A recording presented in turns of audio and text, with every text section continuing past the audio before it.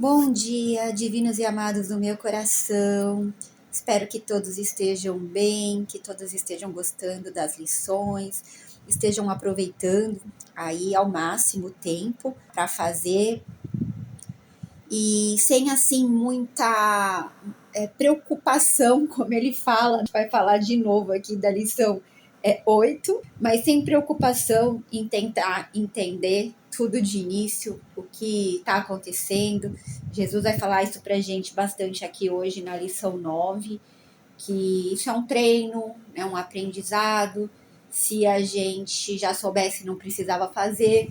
Então, fazer com toda a calma, com toda a paz, com todo o amor no coração, sentindo, né, que vai aprender, sem nada de sentimentos ruins, de preferência, né, angústia, ansiedade, pressa, querer acabar rápido. E então aí a gente vai fazer isso hoje de novo. O exercício vai ser bem parecido, como ele fala aqui, com os intervalos. Me contem aqui se vocês estão conseguindo fazer esses intervalos que ele falou. Ontem ele falou de 3 a 5. Se quiserem colocar aqui, quantas vezes vocês conseguiram fazer, o que vocês sentiram, se tiveram aquele pensamento que ele fala aqui de uma emoção principal, você guardar na sua mente que aquela emoção tipo te marcou muito na lição. E como é que tá o tempo aí na cidade de vocês? Aqui tá um dia lindo, um céu azul, apesar das minhas persianas ainda tampando a minha visão, mas eu estou vendo além, além do véu, como eu ouço muito na música, né? Já comentei muito aqui nos áudios com vocês, mas acho que foram naqueles áudios que eu gravei antes de começar essa nova etapa das lições, né? Que eu não sei se eu vou postar, mas lá eu comentava muito sobre eu gostar muito de ouvir músicas edificantes de manhã. Gosto sempre relacionadas ao tema, né? De Deus, de Jesus, do amor em si. E aí tem uma que fala do véu, né? De tirar o véu. E tem também, né, os véus de Maia que eles falam, né? Fui até olhar aqui, gente, né? O significado aí do véu de Maia é um conceito filosófico espiritual originário da tradição hindu, especialmente a Advaita Vedanta, que representa a ilusão cósmica que encobre a verdadeira natureza da realidade. Maia faz com que percebamos o mundo como separado e material, ocultando a unidade essencial de todas as coisas. É a ilusão que nos impede de ver a essência, né? Então eu aqui falando, eu tenho uma persiana tapando aqui o meu sol, o meu céu azul, mas eu sei que ele continua lá, né? Tá apenas ocultando mesmo porque tá ali presente sempre aqui dentro de nós. Então é isso, gente. Já estava comentando das músicas que eu gosto de ouvir e, e aí aumenta muito a minha vibração. Hoje no grupo, eu já fiz as lições do grupo, já fiz essa lição 9 aqui, e hoje no grupo estava falando muito das várias frequências aí, das cores. Eu achei tão interessante porque eu nunca tinha percebido, eu nunca, na verdade, tinha comparado aquelas cores das frequências com as cores dos chakras, né? Que são iguaizinhos naquela tabela da frequência. E tem tudo a ver, até o estado de iluminação, né? Na cor violeta. Então, muito legal também para entender como essas coisas podem aumentar a nossa vibração. E então, eu estava comentando porque eu falei da música, que eu sempre ouvi a música, eu sempre ouço as músicas, isso faz com que aumente a minha vibração, né? E às vezes eu coloco também uma outra que não é assim de religião, mas é ligada a bem-estar, para aumentar mesmo também a vibração. Então eu gosto muito também daquela do Sol, do Victor Klein, eu gosto da Felicidade de Seu Jorge, e outro dia eu descobri uma muito linda também sobre o amor, de um padre, que ele também tem umas músicas assim super alegres, lembra meio que samba, e geralmente samba tem aquelas letras mais relacionadas a amor, entre casal e tal, e eu prefiro essas outras do amor mais entre irmãos em geral, né? Que aumenta a nossa vibração também, que faz a gente sentir esse amor que está dentro da gente. E é do Padre Omar, Distribuir Amor. Eu sempre tenho que falar para Alexa, primeiro o nome dele, depois o Distribuir Amor, porque ela sempre vai para uma música chamada Distribuidora, né? E eu não sei, não deve ser muito comum procurarem essa música, mas se vocês quiserem procurar, é muito boa, aumenta muito a nossa vibração aí. Então é isso, gente. Já falei um pouquinho aqui da vibração, pra gente aumentar isso, né? Pra gente não ter pressa com as lições, pra gente olhar além do véu, mas isso tudo sem pressa, com calma. Jesus vai falar aqui hoje na lição 9 pra gente fazer, apenas fazer, que esse é o objetivo dos exercícios. Então, vamos lá, gente. Lição 9. Deixa eu só complementar, desculpa, da lição 8, para a gente relembrar. Ontem, ele falou, a minha mente está preocupada com pensamentos passados, né? Aí, aqui hoje, ele vai falar, lição 9, eu não vejo nada tal como é agora. Não vejo nada tal como é agora. Primeiro parágrafo. Essa ideia, obviamente, decorre das duas precedentes, né? Tá falando que decorre da anterior. Mas, embora possas ser capaz de aceitá-la intelectualmente, é pouco provável que signifique alguma coisa para ti por enquanto. Contudo, a compreensão não é necessária nesse ponto, né? Então, ele está falando para você fazer. Não vai ter muito significado ainda, mas a compreensão, então, não é necessária nesse momento. De fato, o reconhecimento de que não compreendes é um pré-requisito para desfazer as tuas falsas ideias. Estes exercícios concernem a prática, não a compreensão, né? Então, tira de nós a angústia, o desejo de querer rápido entender. Os exercícios você tem que fazer com a prática, né? Então, tô perguntando para vocês fizeram ontem, vocês conseguiram fazer de 3 a 5 vezes? O que vocês sentiram, né? De repente até anotar, se tiverem um caderno, quiserem anotar. É muito legal porque, que nem eu, que já tô fazendo pela terceira vez, você conseguir entender depois, se você resolver fazer essas lições de novo, você até conseguir entender o seu grau de evolução, né, das etapas na prática, daquela vez, da primeira vez que você fez a lição, o que você sentiu, aí na segunda vez, da terceira vez, mas isso, gente, não é Jesus que está falando, sou eu, tá, com a minha prática aqui, com o meu aprendizado, eu estou dando, de repente, uma ideia que não precisa, se você não quiser fazer no momento, também não precisa, mas você vai lembrar quando fizer de novo, se quiser fazer de novo. Então, vamos lá.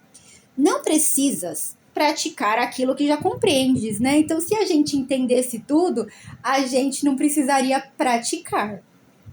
Eu vou falar que eu estou sempre aprendendo, porque vira e mexe, como eu falei para vocês, eu esqueço, vem um pensamento diferente na minha cabeça, eu tenho que voltar tudo e relembrar, né? Na verdade, eu estou sempre relembrando, uma vez que eu já aprendi com a lição, eu volto aquele tópico para relembrar. Então, eu estou sempre relembrando. Então, aqui, ter como objetivo a compreensão e assumir que já a tens, seria de fato andar em círculos, né? Se você tem o objetivo de compreender, mas você assume que você já tem, né? Então, seria andar em círculos, quer dizer, não adiantaria nada. Segundo parágrafo. É difícil para a mente não treinada acreditar que aquilo que ela parece retratar não existe. Por isso que ele fala da prática, né? Então, a mente não treinada. Essa ideia pode ser bastante perturbadora e pode encontrar uma resistência ativa sob inúmeras formas. Mas isso não impede a sua aplicação. Nada mais do que isso é requerido para estes exercícios ou quaisquer outros. Cada pequeno passo esclarecerá um pouco da escuridão, e a compreensão finalmente virá, para iluminar cada canto da mente que tenha sido esvaziado dos entulhos que os obscurecem. Terceiro parágrafo. Estes exercícios, para os quais bastam 3 ou 4 períodos de prática, envolvem olhar à tua volta e aplicar a ideia para o dia a qualquer coisa que vês, lembrando-te da necessidade de uma aplicação indiscriminada e da regra essencial de nada excluir. Por exemplo, eu não vejo esta máquina de escrever tal como é agora. Eu não vejo este telefone tal como é agora. Eu não vejo este braço tal como é agora. E, gente, na hora que eu li isso aqui, né, esse livro é bem antigo. Eu não sei se vocês sabem a história desse livro, né? Tem um documentário também da escritora desse livro, né, que recebeu a intuição. É muito interessante esse documentário, tá? Vocês acham o documentário no YouTube. E como é muito antigo, e é uma outra época, tinha outras coisas, né? Apesar que a máquina de escrever é até da minha época, eu fiz um curso de datilografia. Mas ele coloca, eu não vejo esta máquina de escrever tal como é agora. Então, acho que dificilmente alguém vai ter ao seu redor uma máquina de escrever, né? Quem sabe? Se quiserem colocar aqui, se vocês têm uma máquina de escrever. Eu lembro daquelas pequenininhas, né? Nossa, que eu tinha, não sei nem o que aconteceu. Agora a gente vê um teclado aqui, o computador. E outra coisa que ele fala, eu não vejo este telefone tal como é agora, né? A gente agora, a maioria das pessoas tem celular, né? Tem pessoas que ainda têm os telefones lá da residência, mas a maioria tem celular. Eu não vejo este braço tal como é agora, né? Mas independente se a pessoa tem um braço ou não, o que importa são os exercícios. A gente não está aqui julgando nada. Esse livro aqui, Jesus fala o tempo inteiro com a gente que não há julgamentos, né? Hoje eu também fiz uma lição que falava sobre os julgamentos, então eu falei do braço, mas independente de qualquer coisa, a gente sabe que tem pessoas que às vezes não têm um braço, que às vezes não têm uma perna, e então não há julgamentos, há apenas um aprendizado. Muitas vezes, como ele está falando aqui, isso aqui é um aprendizado para a gente compreender, porque se a gente já compreendesse, não precisaria fazer os exercícios. Então é a mesma coisa, né? Tipo, a pessoa muitas vezes, às vezes não tem um braço, não tem uma perna, ou não tem alguma outra coisa, mas aquilo faz com que ela tenha uma força que muitas vezes aquela outra pessoa que tem não tem aquele aprendizado, né? Não tem aquela força, porque a pessoa precisou realmente, não tendo um braço, ela precisou, de repente, vamos supor que ela não tem o direito, ela precisou saber como usar o esquerdo, né? Ou às vezes já tem casos de pessoas que não têm os dois e ela foi lá usar as pernas e conseguiu fazer tudo com as pernas. Então, olha a força, né? Então, não é um julgamento, eu falei de braço aqui, porque é o que tá aqui, não vejo este braço. Mas poderia ser o braço da cadeira? Também poderia, que é o que eu tô vendo aqui, né? Mas isso foi até bom da gente falar pra gente entender a questão do aprendizado, do que é o aprendizado e também do que é o não julgamento das coisas. Então aqui continuando. Começa com as coisas mais próximas de ti e depois estende o teu âmbito para fora. Eu não vejo aquele cabide de casacos, tal como é agora. Então, ele olhou mais adiante e colocou como aquele. Eu não vejo aquela porta, tal como é agora. Eu não vejo aquele rosto, tal como é agora. Essa questão do rosto é muito interessante, né? Porque a gente está falando de uma pessoa, assim como a gente falou do braço ali, né? Mas do rosto é muito interessante porque veio na minha cabeça, assim, por exemplo, né? Quando você olha uma pessoa e você não olha a pessoa ali pelo que ela é, pela essência dela, você olha e você julga, né? Aí quando você começa a aprender, quando você começa a ter uma compreensão, você começa a enxergar a pessoa como essência, né? E não como um corpo, como um rosto. Então olha como interessante como ele fala aqui, eu não vejo aquele rosto tal como é agora. Então, quinto parágrafo. Enfatiza-se mais uma vez que, embora não devas tentar a inclusão completa, tens que evitar qualquer exclusão específica. Certificas-te de estar sendo honesto contigo mesmo ao fazer essa distinção. Pode ser tentado a obscurecê-la. E o que Jesus quer falar com isso, né?